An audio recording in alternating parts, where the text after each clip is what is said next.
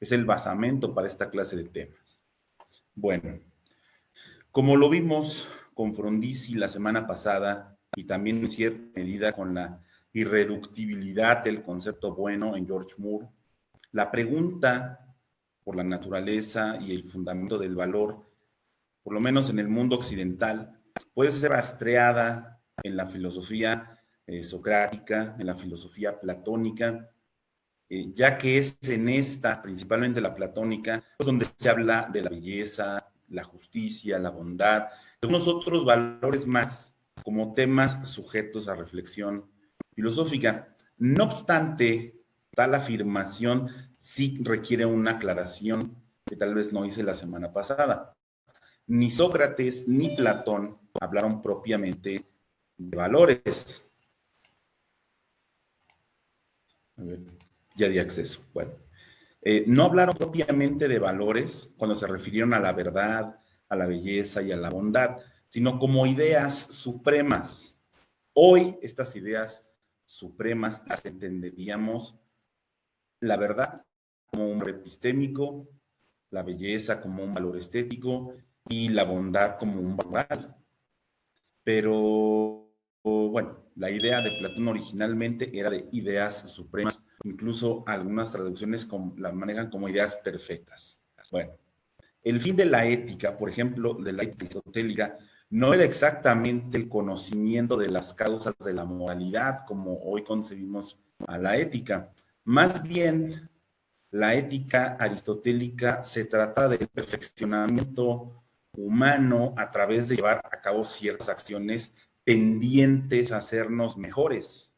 Y el punto de partida para la adquisición de la virtud, pues no era exactamente enseñar por la vía intelectual, como lo estamos haciendo aquí, sino la forma de adquirir esa virtud era conducirse a través de un determinado modo de vivir, ¿no? Si consideramos que una acción es moralmente virtuosa, pues para ser virtuosos hay que acometer, hay que realizar esa clase de acciones que consideramos virtuosas.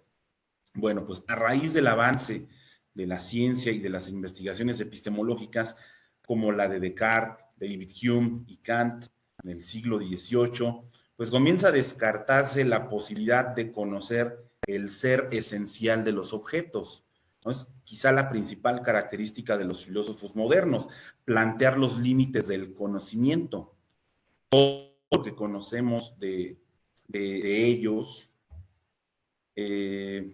bueno, todo lo que conocemos de los objetos, pues está limitado en primer lugar por nuestras facultades, por la facultad de la sensibilidad, es decir, por los estímulos sensibles que puedan captar nuestros sentidos, ya lo hemos hablado en otras ocasiones.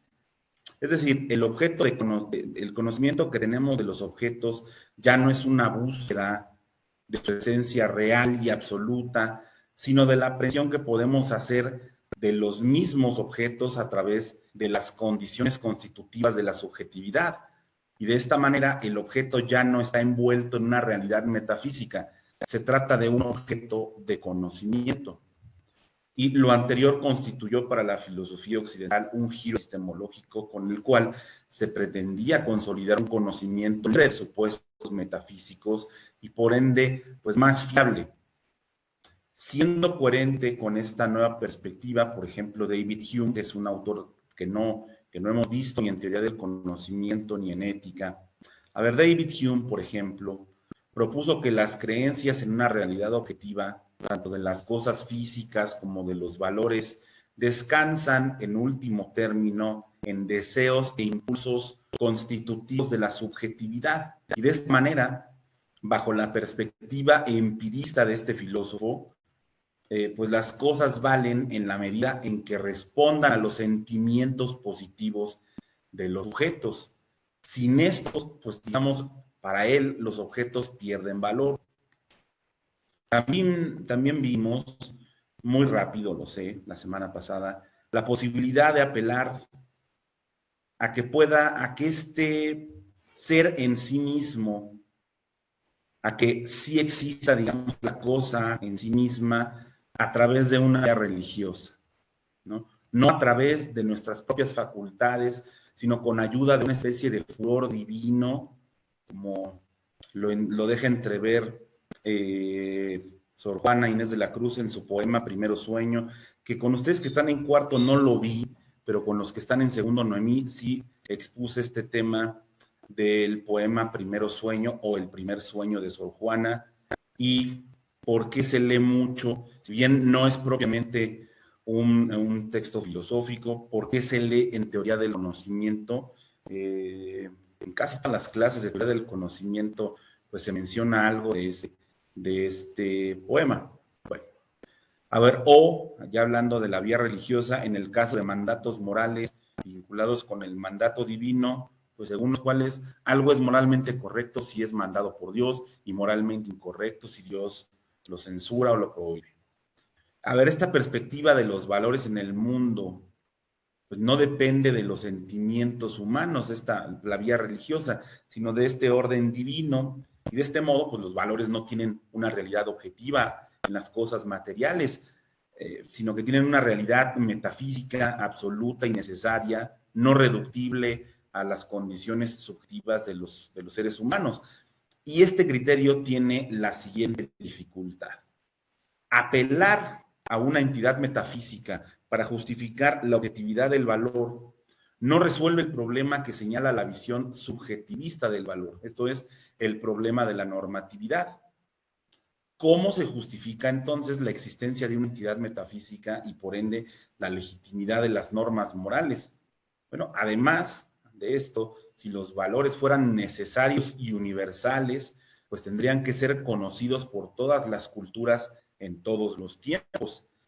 Pero sabemos, los valores no han sido los mismos para todas las culturas ni en todos los tiempos.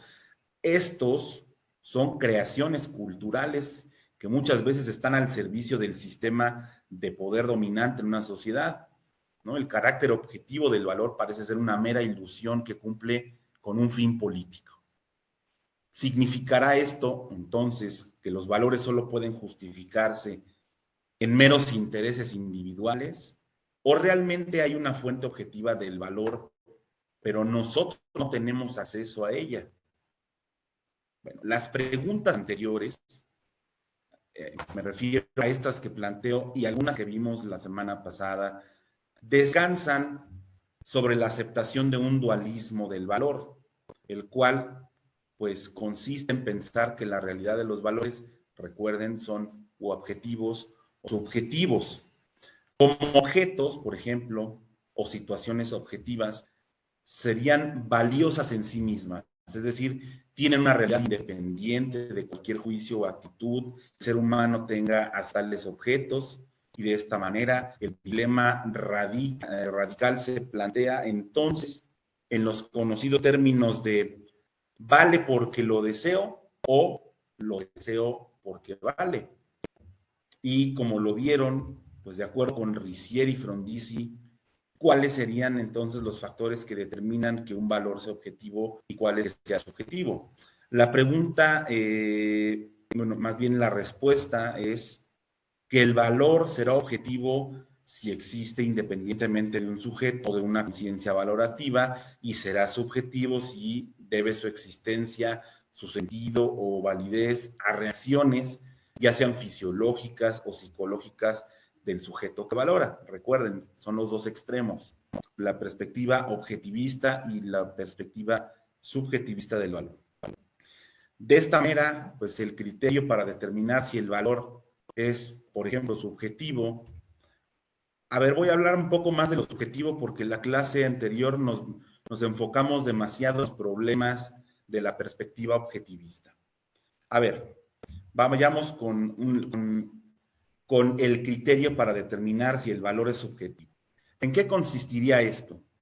Pues en examinar si se fundamenta si el valor, desde un punto de vista subjetivista, se fundamenta al margen de esta valoración, esto es, en factores independientes pues, de ese acto psicológico, y un ejemplo de estos factores pues, es la consideración de las cualidades constitutivas de los objetos valorados, ¿no? Las tesis subjetivistas del valor, pues son aquellas que apelan a la valoración en tanto acto psicológico para fundamentar o determinar la realidad de un valor.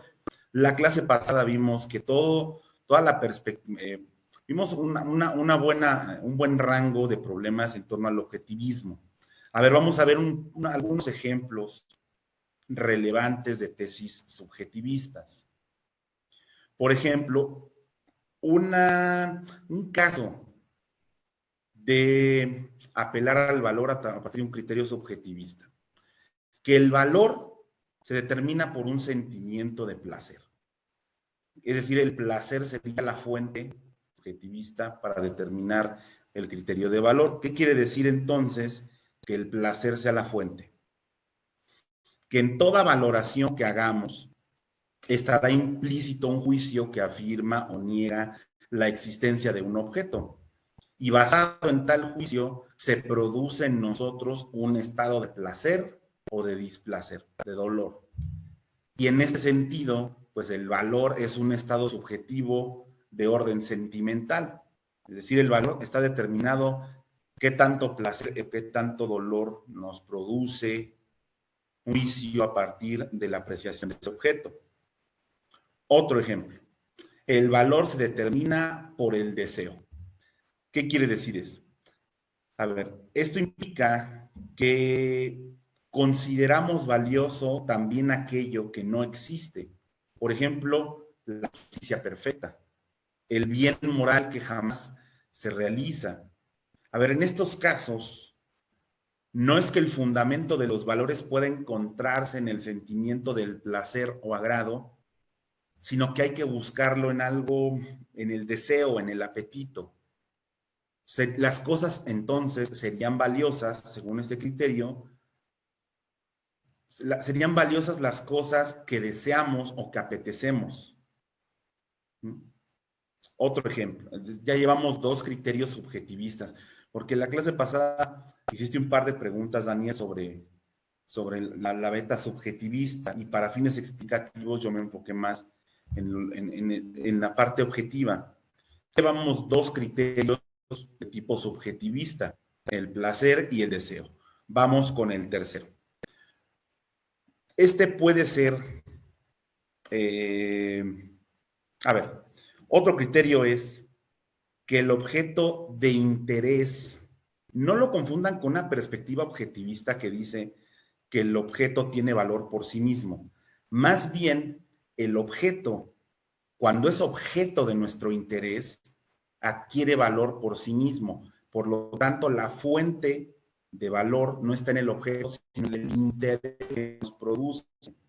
Por ejemplo, el silencio del bosque carece de valor hasta el momento en el que algún viajero pues lo encuentra desolado y aterrador. Lo mismo sucede con la catarata hasta que una sensibilidad la encuentra sublime. Ese concepto de sublime, cuando experimentamos o cuando percibimos, por ejemplo, la inmensidad y la potencia de la naturaleza, es de índole kantiana. Si alguno de ustedes conoce esta pintura de Friedrich, donde está al pie de una montaña y observa la inmensidad, ese sentimiento de inmensidad de la naturaleza, la potencia de la naturaleza, es lo que Kant denomina sublime. Entonces, el valor, en este caso, para este tercer criterio, la fuente del valor sería el interés. El objeto se vuelve valioso cuando nos interesa.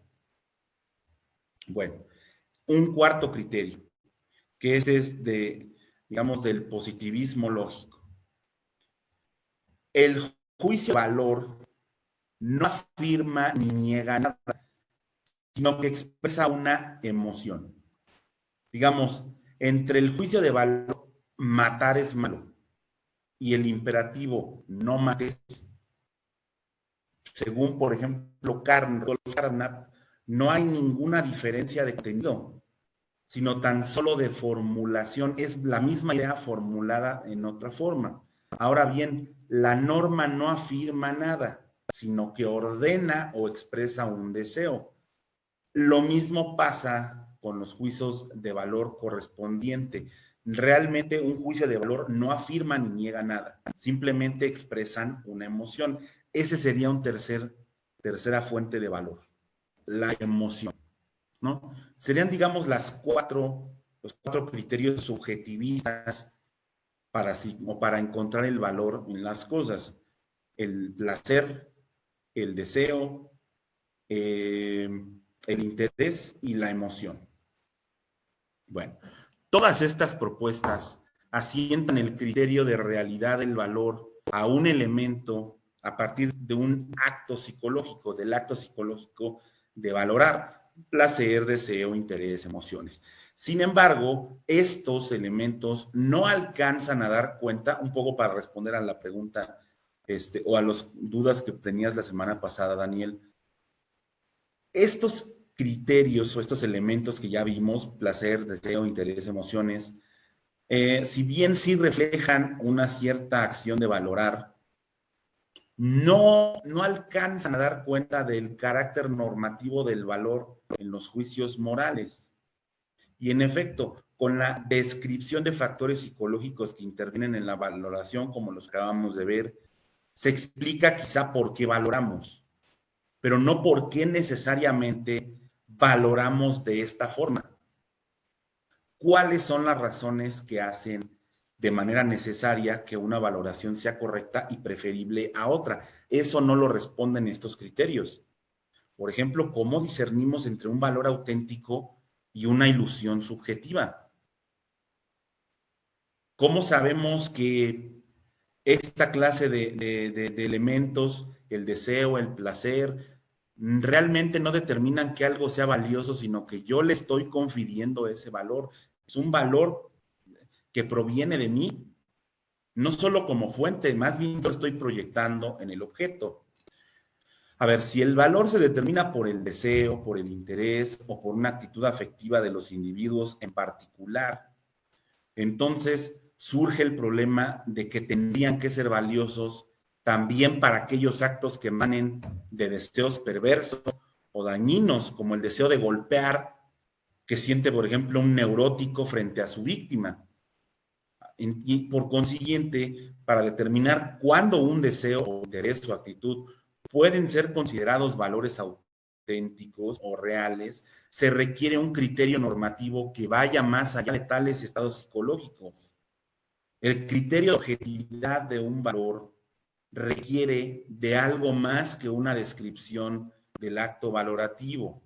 Ofrecer una explicación psicológica del valor y en su prolongación colectiva. A ver, una cultural, un criterio cultural, una perspectiva cultural de los valores, pues nos sirve para decir cómo suceden las cosas, pero no por qué suceden así. O sea, ¿por qué deberían de suceder así y no de otra forma? Es lo que quiero decir. Por ejemplo, decir que mi deseo de cantar provoca mi juicio favorable hacia el canto, pues no es suficiente para sostener que cantar es bello, puesto que hay una diferencia entre lo que me parece bello y lo que efectivamente es bello. De ahí también la afirmación de Frondizi de que toda definición exclusivamente psicológica tendrá que enfrentar las dificultades que surgen al querer identificar lo bueno con una reacción psicológica. En otras palabras, declarar que lo que le agrada a un sujeto puede ser calificado de bueno equivale a asimilar el deseo afectivo que siente una persona a lo que sería deseable para cualquiera en semejantes condiciones. Y esto en el fondo implica cometer la falacia naturalista de la que ya hablaba Hume y de la que habla George Moore, y que es precisamente de lo que va a tratar la siguiente tarea. No es válido pasar del hecho a la norma, es lo que trato de decir. En la ética no es válido pasar de un hecho a una norma.